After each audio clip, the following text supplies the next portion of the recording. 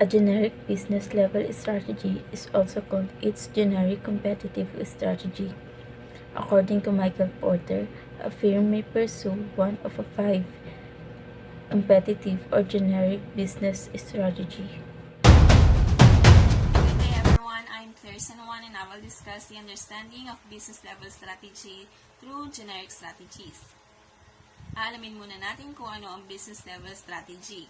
Business level strategies address a question of how a business aims to compete in its particular industry. In other words, ito ay kung paano isang business ay magkakaroon ng pagkakaiba sa mga competitors nito.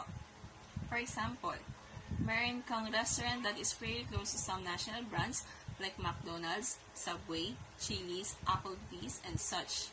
Each of these eateries competes based on a different business model. When you examine your company and competitors, you must avoid becoming distracted by the subtleties of each company's business level tactics and losing sight of the big picture. And thinking about business level strategy in terms of general strategies is the solution. Ang Harvard professor na si Mr. Michael Porter ay gumawa ng phrase na generic competitive strategies sa kanyang Planning and Strategizing book na may titulong Competitive Advantage, Creating and Sustaining Superior Performance. According to Mr. Porter, mayroong dalawang competitive dimensions na susi sa business level strategy. The first dimension is a firm's basis of competitive advantage. Ito ay dimension kung saan ang isang firm ay gusto magkaroon ng advantage sa isang business sa pamamagitan ng pag-maintain ng maliit na gastos sa produkto o pag-offer ng unique o bago sa market. The second dimension is a firm's scope of operation. This dimension involves whether a firm attempts to target customers in general or whether it seeks to persuade just a limited portion of customers.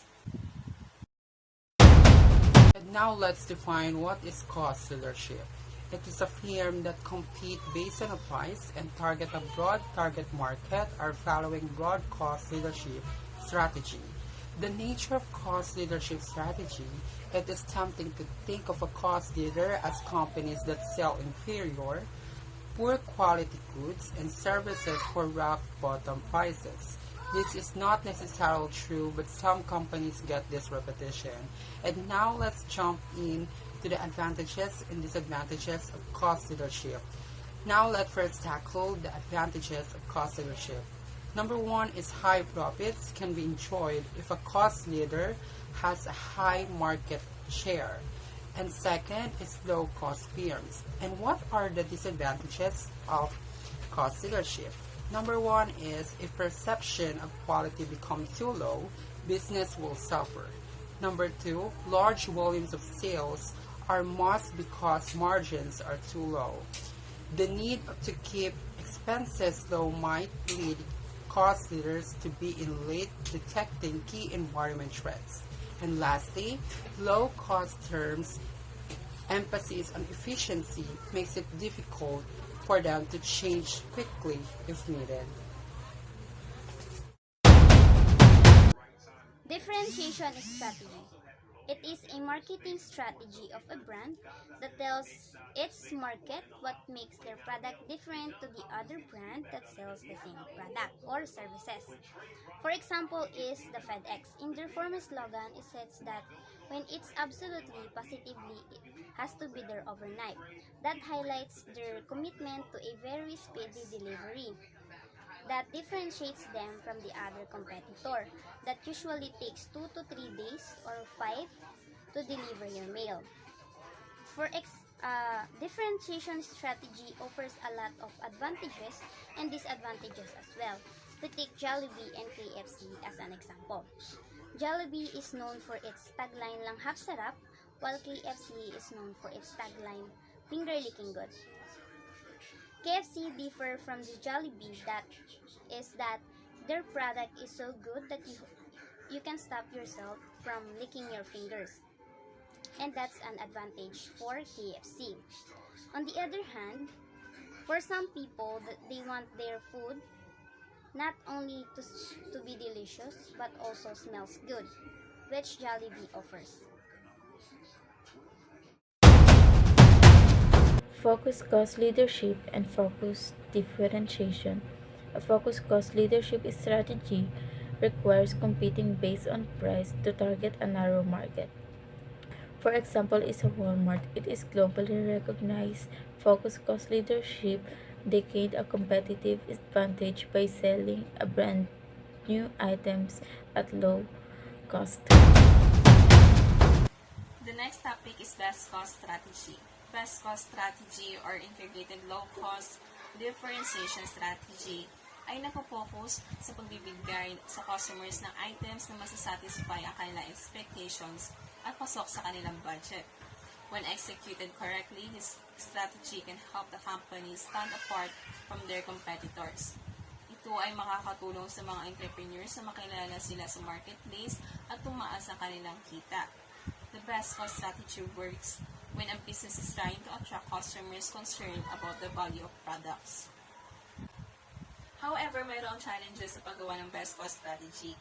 Una ay difficulty of executing. The best cost strategy tends to be more difficult in implementing since it takes time to develop better products. Pangalawa ay mataas ang front fees.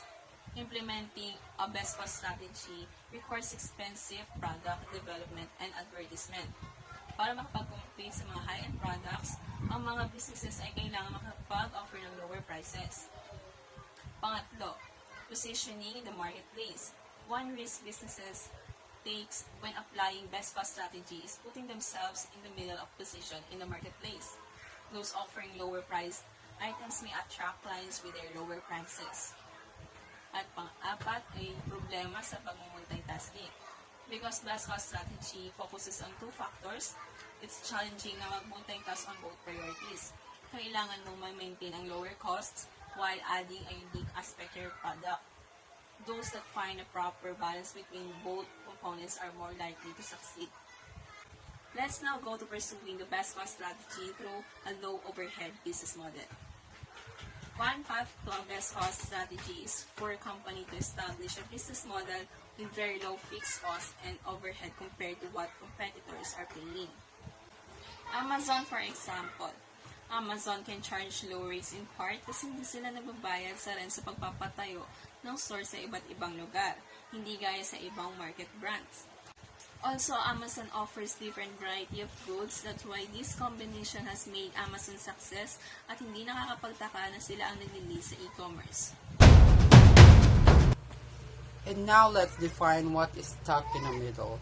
A firm is said to be stuck in the middle if it does not offer features that are unique enough to convince customers to buy its offering, and its prices are too high to effectively compete based on a price. Firms that are stuck in the middle generally perform poorly because they lack clear market or competitive pricing. Stuck in the middle, neither inexpensive or differentiated. Some firms fail to effectively pursue one of the generic strategies. A firm is said to be stuck in the middle if it does not offer features that are unique enough to convince customer to buy its offering, and its prices are too high to compete effectively based on the price. Doing everything means doing nothing. Michael Porter has noted that strategy is much about executive deciding what a firm is not going to do as it's about deciding what the firm is going to do. In other words, a firm's business level strategy should not involve trying to serve the varied needs of different segments of customer in an industry, getting outmaneuvered by competitors. In many cases, firms become stuck in the middle not because executives fail to arrive at well-defined strategy, but because firms are simply outmaneuvered by their rivals. Focus differentiation. It requires offering unique features that fulfill the demand of a narrow market. For example, is the Nike. The differentiation has focused on developing a unique products for the customers. In conclusion, this chapter explains different business level strategies that executive must select to keep their firm or company competitive. Executive must select their firm's source of competitive advantage that differentiates their firm from other competitors. If not so, the firm will fall victim to being stuck in the middle by not offering unique features or competitive prices.